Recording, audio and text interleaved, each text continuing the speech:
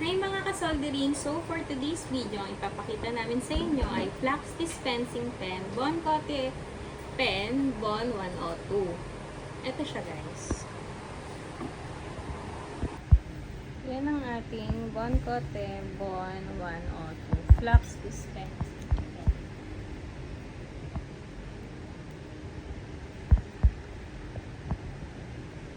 So what is the use of Flux Dispensing Pen, Bon 102.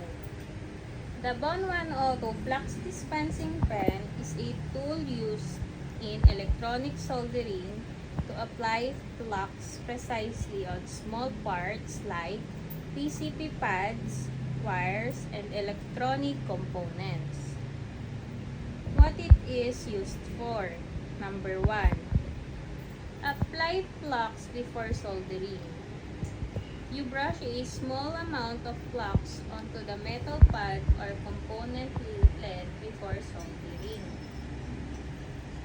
Flux helps the solder melt and stick properly. Number 2. Remove oxidation on metal surfaces. Flux cleans oxidation from copper pads or wires so solder bonds better. Number 3. Improve solder flow, better solder joints. It helps solder spread smoothly instead of forming grooves.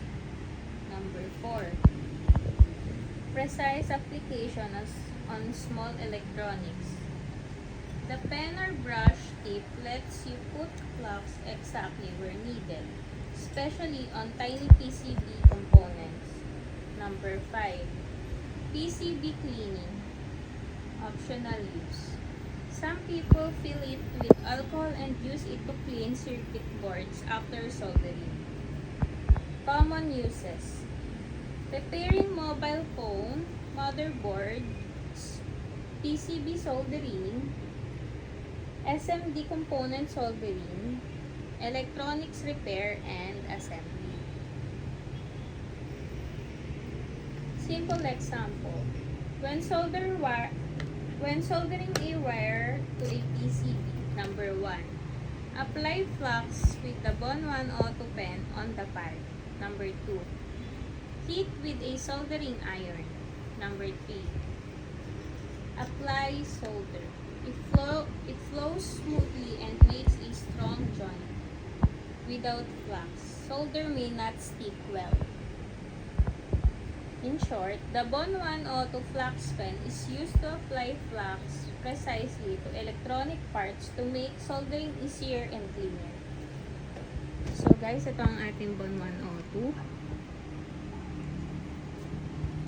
So guys, available po ito sa aming shop. We have many stocks po.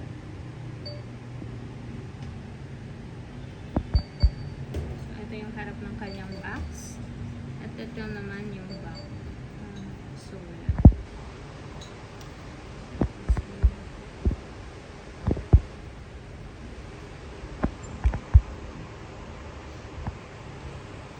Ito ang kanyang, ito ang ating Bon 102.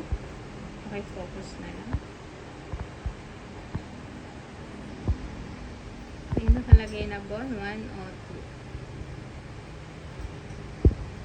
Tapos meron din dito, Boncote.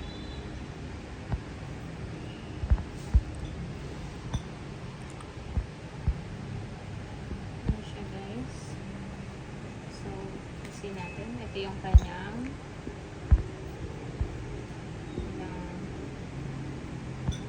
dito brush. Yan guys.